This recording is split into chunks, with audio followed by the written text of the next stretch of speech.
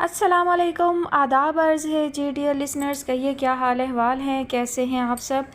دعا ہے، امید ہے آپ سب خیریت سے ہوں گے اور الحمدللہ میں بھی خیریت سے ہوں۔ اور جناب آپ کے لیے ایک نئی کہانی لے کر آئی ہوں اور زبردستی کہانی لے کر آئی ہوں، کیونکہ مجھے بہت زیادہ سستی سوار ہے اور میرا بالکل دل نہیں چاہ رہا کہ میں کوئی نئی کہانی، نیا ناول شروع کروں، لیکن پھر آپ لوگوں کو زیادہ انتظار بھی تو نہیں کروا سکتی۔ آپ لوگ اتنا انتظار کرتے ہیں، اتنا اصرار کرتے ہیں، فرمائشیں کرتے ہیں۔ میں نے آپ سب کی فرمائشیں دیکھی ہیں، فرمائشی لسٹ بہت زیادہ لمبی نہیں تھی، اور کچھ ناول ہیں جو ابھی کمپلیٹ ہی نہیں ہوئے ہیں، تو اب ان کمپلیٹ ہوں گے تو پھر انہیں شیئر کیا جائے گا نا۔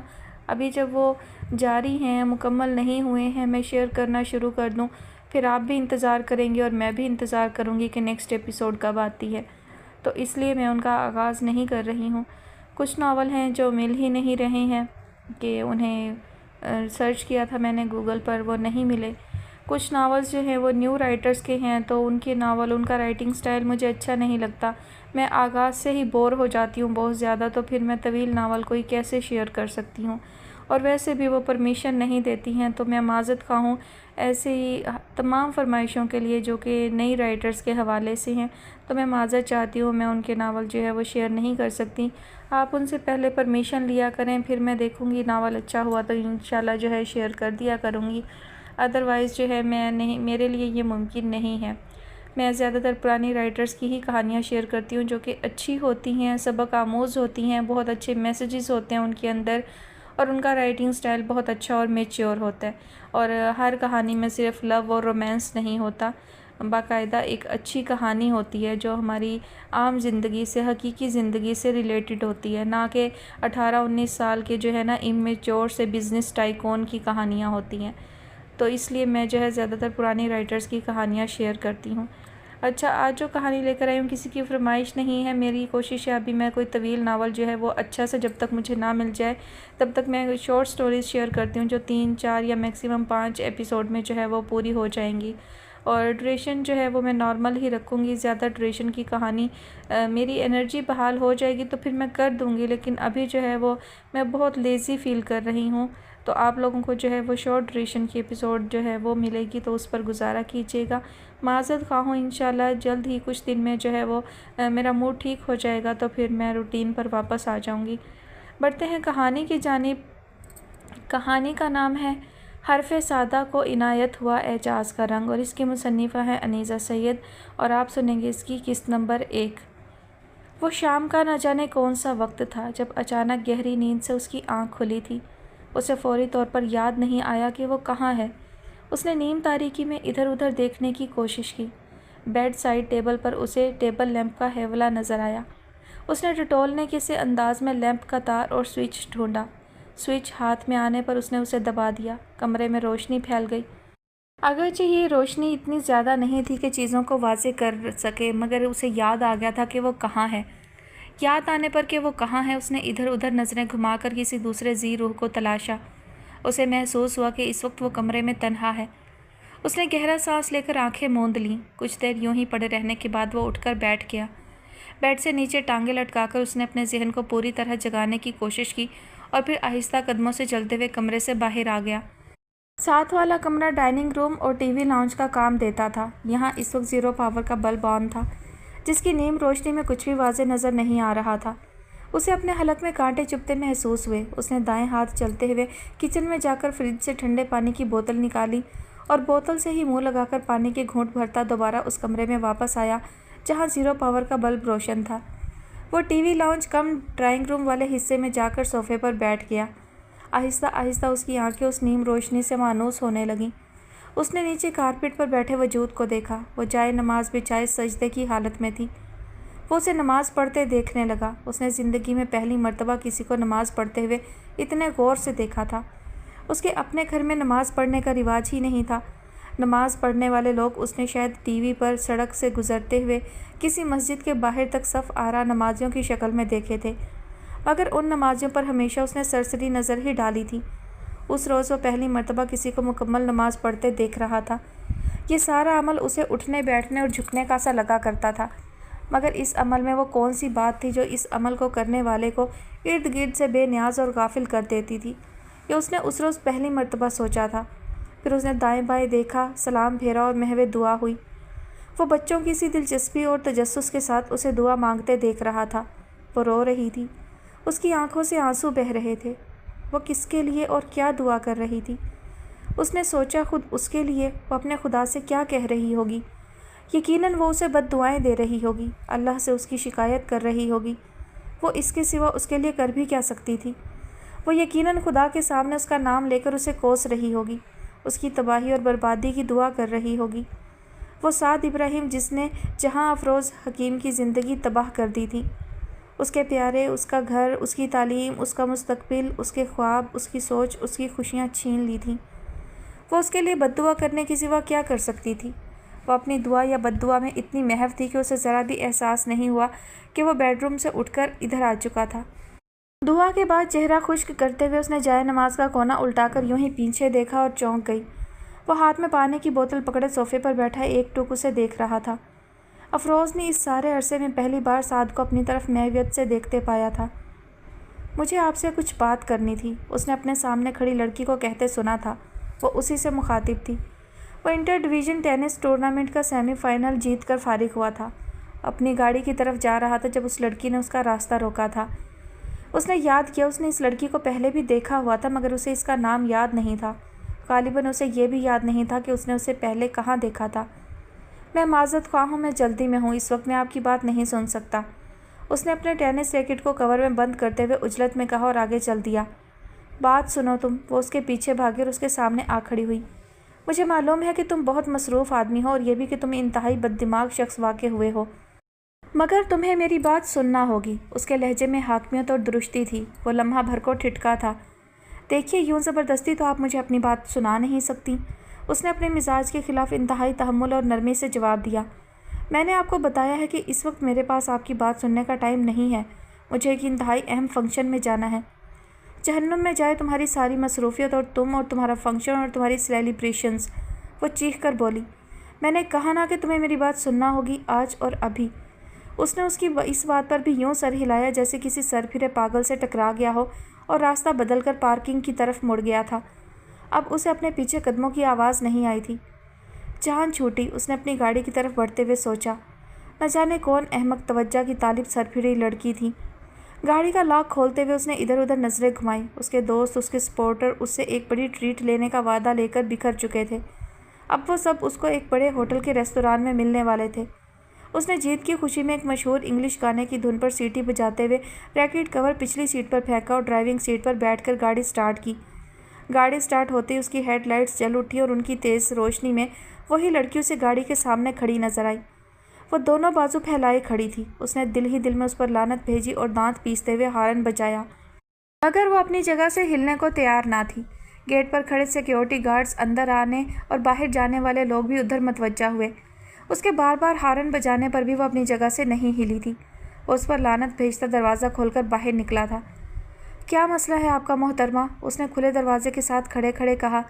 شاید آپ مجھے ٹھیک طرح نہیں جانتی، مجھ پر اس طرح کے ڈراموں کا کوئی خاص اثر نہیں ہوتا۔ آپ ایک سائڈ پر ہو جائیے اور مجھے مجبور مت کیجیے کہ میں آپ کو روندتا ہوا چلا جاؤں۔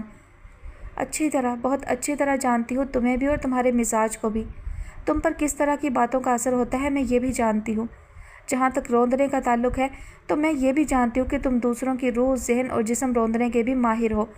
میں ادھر ہی کھڑی ہوں، ادھر ہی کھڑی رہوں گی، اور روندو مجھے، بند کرو دروازہ اور چلاؤ گاڑی۔ اس کا جواب چیلنجنگ تھا۔ وہ کچھ دیر یوں ہی کھڑا اسے دیکھتا رہا اور پھر شانے اچکا کر گاڑی میں بیٹھ گیا۔ اس نے گاڑی سٹارٹ کر کے ذرا بیک کی اور اس کے دائیں بائیں دونوں طرف گاڑیاں پارک تھیں۔ پہلو بچا کر نکلنے کا کوئی موقع نہ تھا۔ اس نے کچھ سوچا اور گاڑی آگے بڑھا دی۔ اس کی رفتار بہت کم تھی مگر لڑکی سے فاصلہ بھی اتنا ہی کم تھا۔ کچھ لوگ رک کر اس منظر کو ششدر نظروں سے دیکھ رہے تھے۔ پلیز سر، پلیز، گیٹ پر کھڑے سیکیورٹی گارڈز میں سے ایک رائفل شانے پر رکھے ادھر بھاگا تھا۔ اس نے لڑکی سے ہٹنے کی درخواست کی تھی اور نہ سنے جانے پر اس کی طرف بھاگا تھا۔ اب وہ اس کی سیٹ کی طرف کا شیشہ کھٹکھٹا رہا تھا۔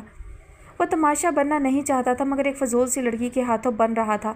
اس نے بآواز بلند بزبان انگریزی گالیاں دیتے ہوئے گاڑی کو بریک لگا دیا۔ گاڑی کے چاروں ٹائر بری طرح چرچرائے۔ اس نے دیکھا وہ لڑکی اسی طرح تنی کھڑی تھی۔ کیا معاملہ ہے؟ کلب کے ایک مستقل رکن جنہیں وہ بہت اچھی طرح جانتا تھا کہیں سے نکل کر اس کے پاس آئے تھے۔ مجھے معلوم نہیں مگر ان محترمہ کے ساتھ کچھ مسئلہ ہے، اس نے سر جھٹک کر کہا۔ وہ لڑکی کی طرف چل دیے۔ کچھ دیر اس سے بات کرنے کے بعد وہ اس کی طرف آ گئے۔ وہ تم سے کچھ بات کرنا چاہتی ہے سعد، اس کی بات سن لو، 2 منٹ لگیں گے۔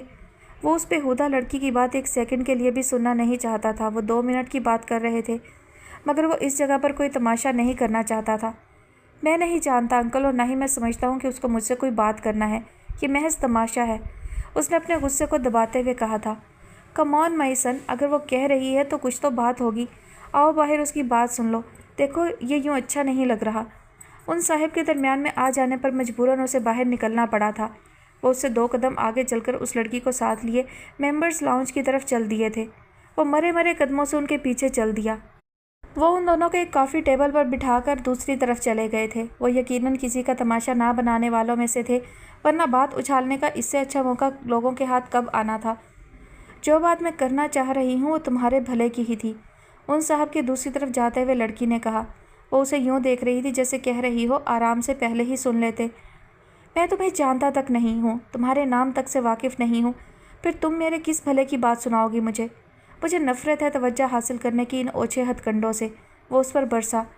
شاید نہیں، یقیناً وہ اپنی شخصیت کی جاذبیت سے اچھی طرح واقف تھا۔ اپنے حلقے میں وہ لیڈی کلر کے نام سے مشہور تھا۔ تم یقیناً مجھے نہیں جانتے مگر تم جہاں افروز کو تو جانتے ہو نا؟ اس کے انتہائی غیر مہذبانہ لہجے اور رویے کے جواب میں لڑکی نے نرمی سے کہا تھا۔ جہاں افروز؟ سعد کے دماغ میں کچھ کلک ہوا مگر اسے ٹھیک سے یاد نہیں آیا۔ کون جہاں افروز؟ وہی جہاں افروز جس کی عزت سے پچھلے مہینے تم اپنے دوست کے اپارٹمنٹ پر کھیلے تھے۔ یقیناً تمہیں یاد آ گئی ہوگی۔ ہاں یہ اور بات ہے کہ تم اس کا نام ٹھیک سے جانتے ہوگے نہ آگا پیچھا، مگر اس کی شکل تو تم نے خوب ہی اچھی طرح دیکھ لی ہوگی۔ اس نے اپنے بیگ سے ایک پاسپورٹ سائز فوٹو نکال کر میز کی شفاف سطح پر رکھی تھی۔ اوہ، اس نے ایک سرسری نظر اس تصویر پر ڈالی۔ اسے ایک لمحے میں کچھ بہت اچھی طرح یاد آ گیا تھا۔ اچھا تو تمہارا تعلق بلیک میلرز کے گروہ سے ہے؟ بلیک میل کرتی ہے میری جوتی، وہ ایک بار پھر چلائی تھی۔ ارد گرد کے لوگ ایک لمحے کے لیے ٹھٹک کر ادھر ادھر دیکھنے لگے تھے۔ اسے اپنی غلطی کا بری طرح احساس ہوا تو اس نے اپنے منہ پر ہاتھ رکھ لیا۔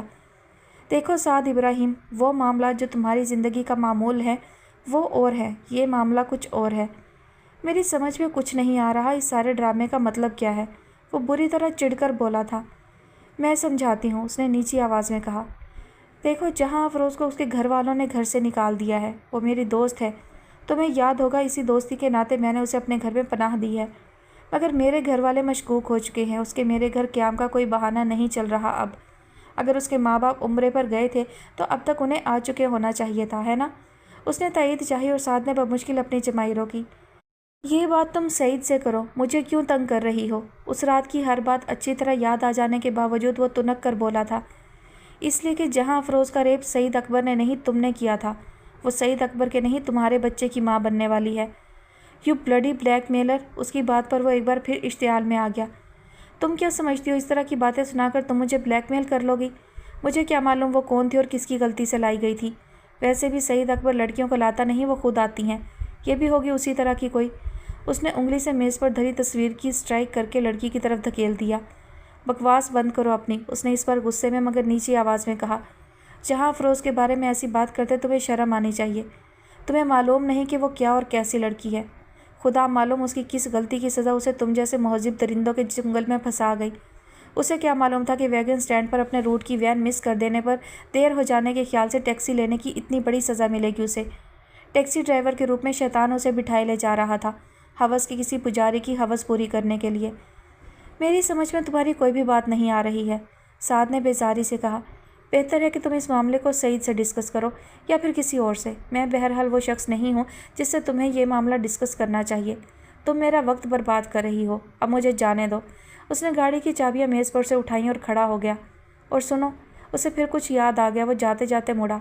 دوبارہ اس قسم کا سین کریٹ کرنے کی جرت مت کرنا، یہ آج صرف ان صاحب کی وجہ سے میں نے تمہاری بات سن لی، ورنہ ایسے معاملات سے نبٹنا مجھے خوب آتا ہے۔ وہ لمبے لمبے ڈگ بھرتا باہر نکل گیا اور ممبرز لاؤنج میں بیٹھی عالیہ چغتائی اپنی سی کوشش میں بھرپور ناکامی پر حیران پریشان اکیلی بیٹھی رہ گئی۔ اب اس کے پیچھے جا کر اسے روکنے کا کوئی جواز اس کی سمجھ میں نہیں آ رہا تھا۔ وہ اس کی سوچ سے بھی زیادہ گھٹیا اور ذلیل شخص ثابت ہوا تھا۔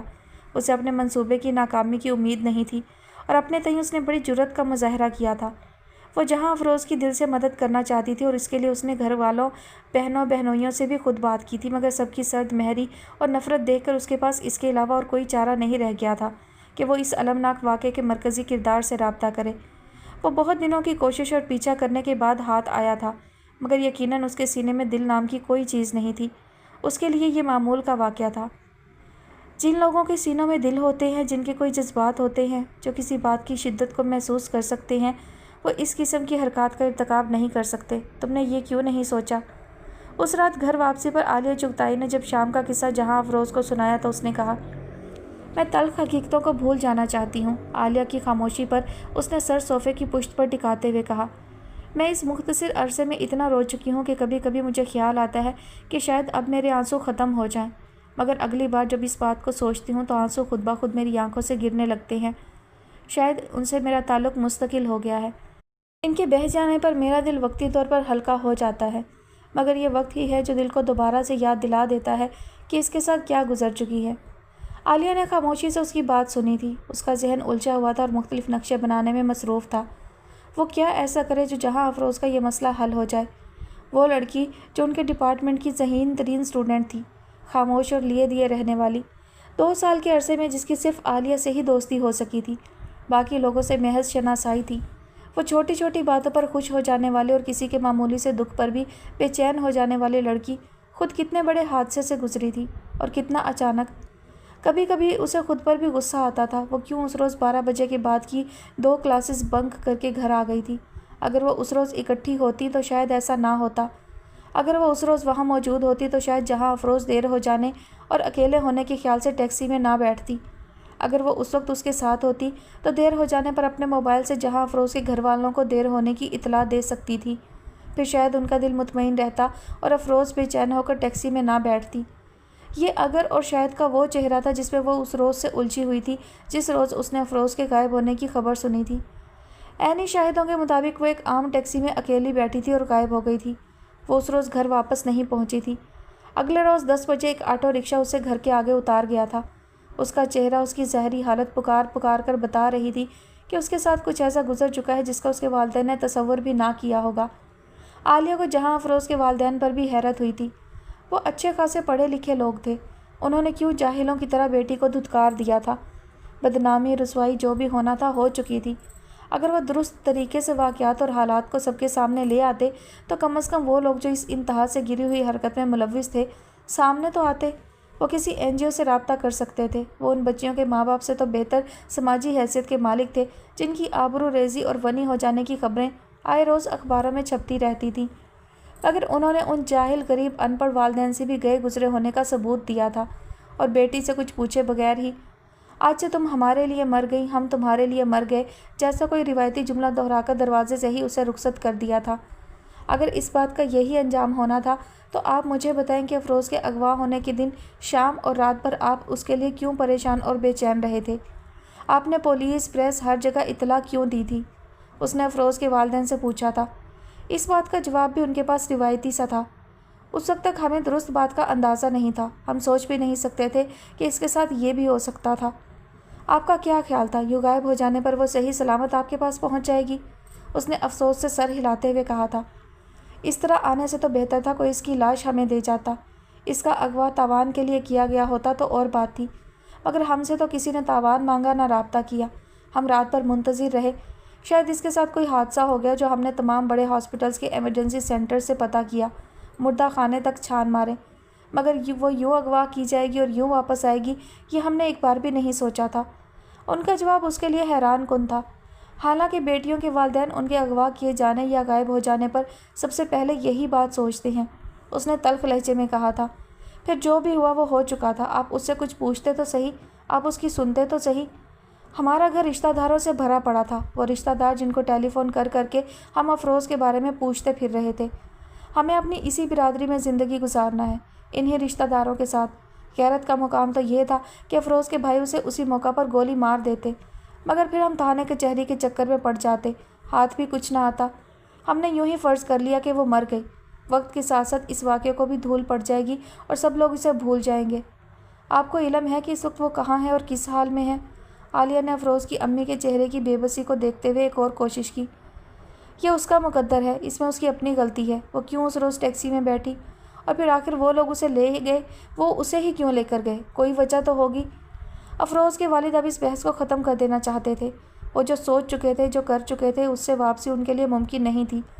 وہ اپنی برادری میں سر اٹھا کر جینا چاہتے تھے، اور اس کا یہی ایک طریقہ ان کے پاس تھا۔ اس نے افروز کے منگیتر منصور سے رابطہ کیا۔ اس کا رویہ افروز کے والدین سے بھی گیا گزرا تھا۔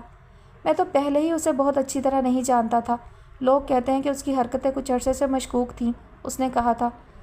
وہ کون لوگ ہیں جو یہ کہتے ہیں؟ عالیہ نے حیران ہوتے ہوئے پوچھا۔ میں نے سنا ہے کہ آپ نے افروز سے رشتہ اس کی ذہانت، قابلیت اور سنجیدہ مزاجی کی خبر سن کر جوڑا تھا۔ جواب میں اس نے سر ہلایا۔ تو یقین کریں کہ وہ اب بھی اتنی ہی ذہین اور قابل اور سنجیدہ مزاج ہے۔ اس نے اسے باور کرانے کی کوشش کی تھی۔ اس داغدار ذہانت، قابلیت اور سنجیدہ مزاج کا مجھے اچار ڈالنا ہے کیا؟ زندگی کی ساتھی کا تو کردار ہی سب سے اہم چیز ہوتا ہے۔ یہی وہ اعزاز ہوتا ہے جس کو مرد ماتھے پر سجا کر فخر سے سر اٹھا کر چلتا ہے، منصور نے ٹکڑا توڑ جواب دیا تھا۔ عالیہ چغتائی کے لیے صورتحال مشکل ترین ہو چکی تھی۔ کیا اس روئے زمین پر وہی پہلی اور آخری ہستی ہے جو افروز کی پاک بازی، معصومیت اور بے گناہی کی گواہی دیتی پھر رہی ہے؟ وہ تو محض 2 سال پرانی دوست تھی، اس کے ساتھ عمر بھر رہنے والوں کو یقین کیوں نہیں آتا تھا؟ اب میں اس سے ملوں گی جو اس ساری تباہی کا ذمہ دار ہے۔ کیا نام ہے اس کا؟ سعد ابراہیم، اس نے کچھ نہ بن پڑنے پر افروز سے کہا تھا۔ اس کا کیا فائدہ ہوگا؟ افروز اس سلسلے میں قطعی پر امید نہیں تھی۔ اس شام اور اس رات کے حالات دیکھ کر ایسا لگ رہا تھا کہ اس کا بلکہ ان لوگوں کا تو یہ معمول ہے۔ اتفاق کی بات ہے کہ اس رات وہ اس اپارٹمنٹ میں اکیلا تھا۔ وہ فون پر کسی شرط کے جیتنے کی بات کر رہا تھا۔ اوف، تو تم نے اسے بتایا نہیں کہ تم وہ نہیں ہو جسے اس نے شرط میں جیتا تھا؟ عالیہ نے بھنا کر کہا۔ مجھے ہوش کہاں تھا، میں غائب دماغی کی کیفیت میں اس کے سامنے ہاتھ جوڑتی رہی، یا شاید میں نے سرنڈر کر دیا، پھر شاید میں وقتی موت مر گئی تھی، مجھے کچھ یاد نہیں۔ مگر وقت کو یاد ہے، بہت اچھی طرح یاد ہے۔ تم اپنی ٹیسٹ رپورٹس دیکھو، اس ایک رات نے وہ کارنامہ کر دکھایا ہے جو کئی لوگوں کے ساتھ وقت صالحہ سال کی دعاؤں اور وظیفوں کے نتیجے میں بھی نہیں دکھاتا۔ اس بات کے جواب میں افروز چپ چاپ آنسو بہانے لگی تھی۔ تم ایک بار مجھے اس شخص سے ملنے دو، دیکھو میں کرتی کیا ہوں، اس نے دعویٰ کیا تھا، مگر اس وقت وہ اپنے وعدے کے کھوکھلے ہونے کا ثبوت خود افروز کو سنا کر اس کا رونا سن رہی تھی، اور اس کا ذہن مزید منصوبوں کے تانے بانے بن رہا تھا۔ تمہارے پاس مسز انجی مسعود کا نمبر ہے، وہ آنر فاؤنڈیشن والی؟ اس نے اچانک افروز سے پوچھا تھا۔ اس شام وہ باؤلنگ کلب میں بیٹھے بیٹھے سعید اکبر سے شرط لگا بیٹھا تھا۔ اس کا دعویٰ تھا کہ وہ سعید کو پوائنٹس کے ساتھ 15 منٹ میں شکست دے سکتا تھا۔ سعید اکبر اچھی کمپنی میں بیٹھنے والا شخص نہیں تھا، یہ وہ بہت اچھی طرح جانتا تھا، مگر نہ جانے کس طرح وہ تھوڑے عرصے میں اس کا قریبی دوست بن گیا تھا۔ پہلے وہ کبھی کبھار انتہائی قریبی دوستوں کی انتہائی نجی محفل میں شگلن ڈرنک کر لیا کرتا تھا، مگر سعید نے نایاب شراب کے متعلق اسے بریف کیا تھا، اور بہت سو کے ذائقے چکھاتے وہ اسے اس سٹیج پر لے آیا تھا جہاں شراب اس کی عادت بنتی جا رہی تھی۔ اس نے پہلے کبھی جوا نہیں کھیلا تھا۔ سعید کا اپنا ذاتی کیسینو اس کے ڈیفینس والے بنگلے کی بیسمنٹ میں بنا ہوا تھا۔ اب وہ اپنی شامیں اسی کیسینو میں گزارنے لگا تھا۔ وہ لڑکیوں سے محض ہلکی پھلکی فلرٹیشن کی حد تک کی دوستی کا عادی تھا۔ سعید نے اسے قیامت قسم کی لڑکیوں سے ملوانا اور ان سے ڈیل کرنے کے طریقے بتانے شروع کر دیے تھے۔ جب ہی اسے پتہ چلا تھا کہ بظاہر بہت اچھے گھرانوں کی شریف صورت لڑکیاں دراصل کہاں سے تعلق رکھتی تھیں اور ان کی جابز کیا تھیں۔ سعد ابراہیم کا تعلق امراء سے تھا۔ اس کا باپ ایک کامیاب بیوروکریٹ تھا اور ماں کامیاب بزنس وومن۔ زندگی میں سہولتیں تھیں، آرام، آسائش اور ٹچ آف کلاس بھی۔ اس کی 2 بہنیں اور ایک بھائی تھا۔ وہ دونوں بہنوں سے چھوٹا تھا۔ اس نے سینئر کیمبرج کیا تھا اور اس کا ریکارڈ بہت اچھا تھا۔ وہ Lahore university of management sciences سے فائنانس میں گریجویشن کے بعد ماسٹرز کر رہا تھا، اور یہاں بھی اچھا طالب علم سمجھا جاتا تھا۔ مستقبل قریب میں اس کا ارادہ CSS کرنے کا تھا۔ اس کا آخری سیمسٹر چل رہا تھا جب سعید اکبر سے اس کی پہلی ملاقات اس کے ایک قریبی دوست رمیز سلطان کی وساطت سے ہوئی۔ سعید سے ملنے سے پہلے بھی وہ کوئی بہت پارسا راست باز انسان نہیں تھا، مگر ممنوعات کو وہ شغل کے طور پر ہی اپنائے ہوئے تھا۔ ممنوعات سعید اکبر سے ملاقات کے بعد ہی اس کی عادات بننے لگی تھیں، اور یہ انہی سر اٹھاتی عادات کا شاخسانہ تھا جو وہ پوائنٹس میں جیت جانے پر سعید اکبر کی طرف سے ایک رات کی مکمل عیاشی یونیورسٹی کے انگلش ڈپارٹمنٹ کی پٹاخہ لڑکی کے ساتھ منانے کی آفر قبول کر چکا تھا۔ کیا بہت مشکل ہے وہ لڑکی؟ اس نے سعید اکبر سے پوچھا تھا۔ او نہیں یار، عادی مجرم سے عادی مجرم، مگر کیونکہ ذرا ناز و ادا اس کے پاس زیادہ اور مختلف ہیں، اس لیے پکڑائی مشکل سے دیتی ہے۔ تو اس کے ساتھ ٹائم گزار کر دیکھ، تجھے خود ہی اندازہ ہو جائے گا، سعید نے اسے بتایا تھا۔ حسب توقع اس نے 10 منٹ کے اندر ہی سعید کو پوائنٹس پر شکست دے دی تھی۔ سعید کی آفر سے حص اٹھانے کا ٹائم آ گیا تھا۔ اس کے لیے ہفتے کی رات مقرر کی گئی تھی۔ سعید نے اسے اپنے والے اپارٹمنٹ کی چابی دے دی تھی۔ وہاں تمہاری مرضی کی ہر شے تمہیں مل جائے گی، اس پٹاخے سمیت، اس نے دانت نکالتے ہوئے کہا تھا۔ زندگی میں ان چھوٹے موٹے ایڈونچرز کا مزہ لے لینے میں کوئی حرج نہیں تھا، اور سعید سے دوستی کی بات تو اس نے بہت سے ایسے لوگوں کو بھی ممنوعات میں مشغول دیکھا تھا جو معاشرے کے سامنے انتہائی پارسا، مدبر اور نیکوکار انسانوں کے طور پر پیش ہوتے تھے۔ ان میں سے کئی کو وہ سنجیدہ ٹاک شوز میں بڑی اعلیٰ قسم کی گفتگو کرتے سن چکا تھا، سو وہ اس ہفتے کی رات کے سلسلے میں بے حد پرجوش تھا۔ پروگرام کے مطابق شام 7 بجے وہ سعید کے اپارٹمنٹ میں پہنچ چکا تھا۔ اپارٹمنٹ کی ایک چابی اس کے پاس تھی۔ اندر داخل ہونے پر اسے اچھا خاصا ڈیکوریٹڈ ماحول ملا تھا۔ اس نے ایک نظر میں ہی بھانپ لیا، سعید نے اپنے وعدے کے مطابق اس کی خوشی کا ہر اہتمام کر رکھا تھا۔ اس نے سامنے صوفے پر پاؤں چڑھا کر سکڑی سمٹی بیٹھی لڑکی کو دیکھا۔ ہاں، یہ اس کے لیے چنبے کی بات تھی۔ وہ لڑکی روایتی سجاوٹ سے پاک تھی، بلکہ اس کے بکھرے ہوئے بال تھے اور وہ رو رہی تھی۔ غالباً اس کے اندر داخل ہونے پر وہ جیسے دہل کر اپنی جگہ پر مزید سمٹ گئی تھی اور خوفزدہ نظروں سے اس کی طرف دیکھنے لگی تھی۔ دیکھو پلیز، مجھے چھوڑ دو، خدا کے واسطے مجھے جانے دو۔ پھر وہ ایک دم اٹھی اور اس کے قدموں میں بیٹھ گئی۔ سعد نے حیران ہوتے ہوئے ایک نظر اس کے جڑے ہوئے ہاتھوں پر ڈالے اور پھر اس کے فریاد کرتے الفاظ پر غور کیا۔ تم کون ہو اور تمہیں یہاں کون لایا ہے؟ اس نے بے ساختہ پوچھا۔ مجھے معلوم نہیں، مگر خدا کے واسطے میں کسی بھی بات سے بے خبر ہوں۔ مجھے یہاں کون کس لیے لایا ہے میں نہیں جانتی۔ اس نے اپنے موبائل سے سعید کا نمبر ملایا۔ وہ لڑکی کون ہے جو یہاں موجود ہے اور اسے تم کس طرح یہاں لائے ہو؟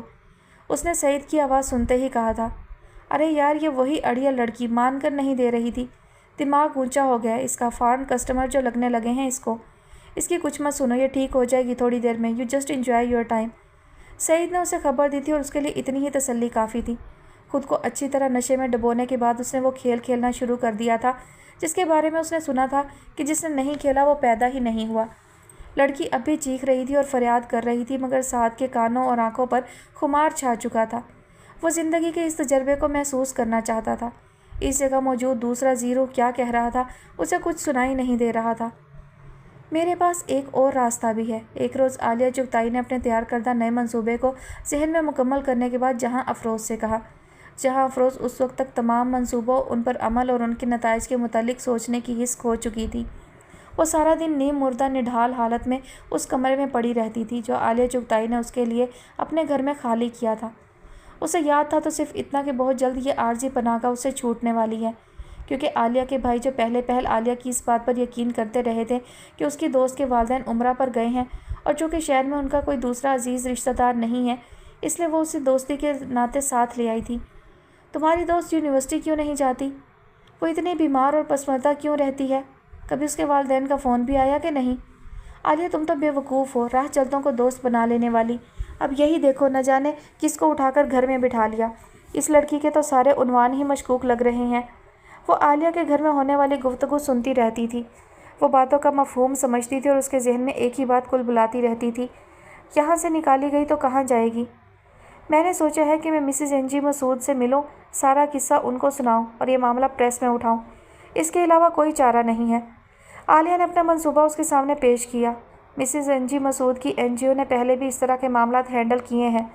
تمہیں یاد ہوگا ہم نے پڑھا تھا وہ ساہیوال والی لڑکی کا کیا نام تھا اس کا، کلثوم بی بی، اور جڑا والا کی جو لڑکی تھی شہناز فاطمہ، انہوں نے انصاف دلا کر چھوڑا ان کو۔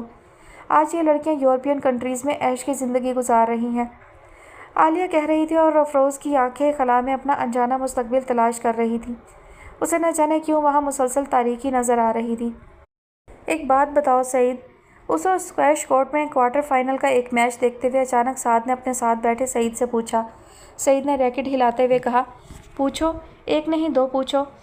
ایک ہی بات پوچھنی ہے یار، اس روز تمہارے اپارٹمنٹ پر جو لڑکی تھی وہ کون تھی؟ جواب میں سعید نے طویل کہکہا لگایا تھا۔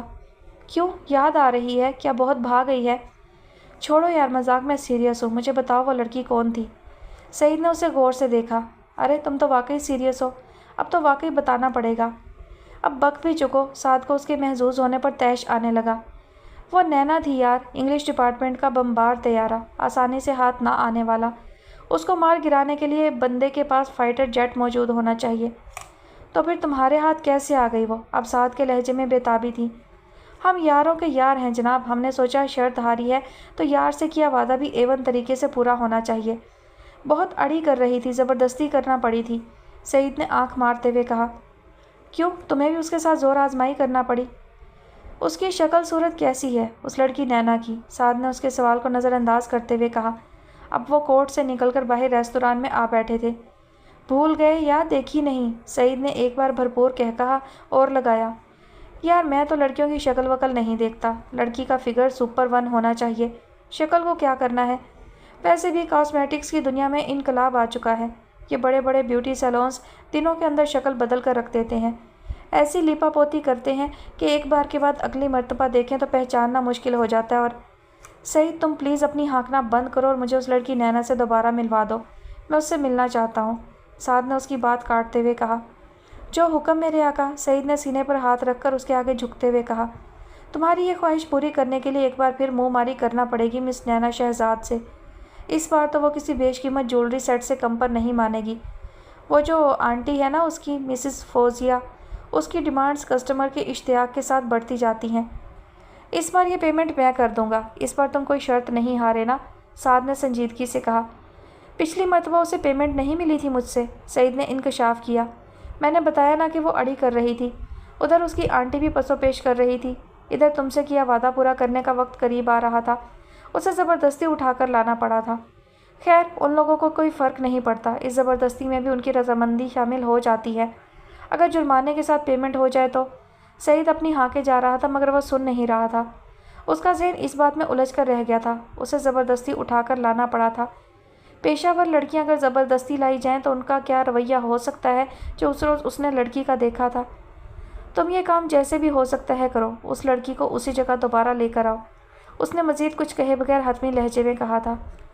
वो आनर फाउंडेशन का हेड ऑफिस था जिसमें आलिया चुगताई इस वक्त बैठी हुई थी। मिसेस अंजी मंसूद अभी तक ऑफिस नहीं पहुंची थी और वो उनसे मुकर्रर किए हुए टाइम से कुछ पहले यहाँ पहुंच चुकी थी। क्या उसने कभी सोचा था कि उसमें इतना एतमाद और जुर्रत पैदा हो जाएगी कि वो यूँ इस तरह की जगहों पर आकर इन नामवर लोगों के सामने कोई मुद्दा बयान कर सकेगी? उसके जहन में बार बार यही बात आ रही थी। वो जहाँ अफरोज़ के लिए उतनी ही मुखलिस थी जितना कि एक करीबी दोस्त को होना चाहिए, मगर उसने जो अब तक किया था ये उसने कभी सोचा भी नहीं था। और अब तो वो अपने घर वालों के सवालात के सामने बेबस होकर रह जाती थी। जहाँ अफरोज़ जिस तरह उसके घर आई थी और जिस हाल में वो उस कमरे में पड़ी रहती थी, वो किसी को भी मशकूक करने के लिए काफ़ी था। जहाँ अफरोज़ के वालिदैन और बहनों से मिलने के बाद और ख़ुसूसन साद इब्राहिम के हर धर्म रवैये और बदमिजाजी को देखने के बाद उसके पास उसके नज़दीक और कोई चारा नहीं था माँ सिवाय इस तरह की किसी ऑर्गेनाइजेशन को अप्रोच करने के। और अब वो पिछले आधे घंटे से दिल में दुआ कर रही थी कि यहाँ उसकी बात सुन ली जाए। फिर मिसेस अंजी मसूद की आमद हुई और उसने सारा किस्सा उनके सामने खोल कर रख दिया। वो उनकी उम्र, वज़ाक़ता, लिबास, मेकअप हर चीज़ से मुतासिर हो चुकी थी।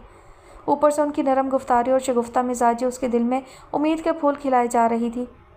देखो बच्चे, उसकी मुकम्मल बात इंतहाई तहम्मुल से सुनने के बाद वो गोया हुई। इस माशरे में आए रोज़ इस तरह के वाक़यात होने का रेशो बढ़ता जा रहा है। नाहमवार रवैयों, जहालत और आमराना जहनीत ने मिलकर एक ऐसा माहौल ईजाद कर दिया है जो इन वाक़यात का मुहर्रिक है, और ऐसा मुहर्रिक है जिसकी हर जगह रसाई है। इनको पकड़ना, इनको इबरत बनाकर लोगों के सामने पेश करना नामुमकिन हो गया है। तुमने उन लड़कियों के नाम और किस्से ज़रूर सुने होंगे जो किसी ऐसी ही तंजीम की विसासत से मीडिया तक रसाई हासिल करने में कामयाब हुई और इंटरनेशनल फिगर बन गई। मगर क्या तुमने कभी ये भी सुना कि उन लड़कियों को इस इंतहा तक पहुंचाने वालों का अंजाम क्या हुआ? उनका अंजाम तो पर्दे में गया। अखबारात एक रोज़ ऐसी खबर को मेन पेज पर लगाते हैं, अगले रोज़ उस खबर के मुतालिक मज़ीद तफसील का कहीं जिक्र नहीं होता। NGOs अलग बदनाम हो रही हैं, हम जैसी ख़वातीन पर नाम धरे जा रहे हैं कि हम लोग बेगैरती का खेल खेलने वालों की सरपरस्ती कर रहे हैं। इधर लड़कियों ने जब से ये सुना है कि NGOs ऐसे केसेस को प्रमोट करती हैं, वो आए रोज़ हमारे दफ्तरों में नित नए किस्से लेकर पहुंच जाती हैं। ऐसे के सच झूठ में तमीज़ करना मुश्किल हो जाता है। मगर ये तो 100% सच्ची बात है जो मैंने आपको बताई है, आलिया ने उनकी बात पर हैरान होते हुए कहा। यकीनन होगी, लेकिन हमारे लिए एकदम फ़ैसला करना बहुत मुश्किल है। हम इस केस के तमाम हवालों से जांच पड़ताल करेंगे, इसके मुहर्रिकात, इसके नताइज, मुतल्लिकीन के रवैये, हमारे लिए ऐसा किए बगैर कोई बात करना मुश्किल होगा। वैसे भी हम ज़्यादातर उन मज़लूम औरतों के लिए आवाज़ उठाते हैं जिनके लिए आवाज़ उठाने वाला कोई नहीं होता। तुमने कभी जनूबी पंजाब की औरत की हालत देखी है? और यहाँ वस्ती पंजाब के देहातों की ख़वातीन जानवरों से बदतर ज़िंदगियाँ गुजार रही हैं।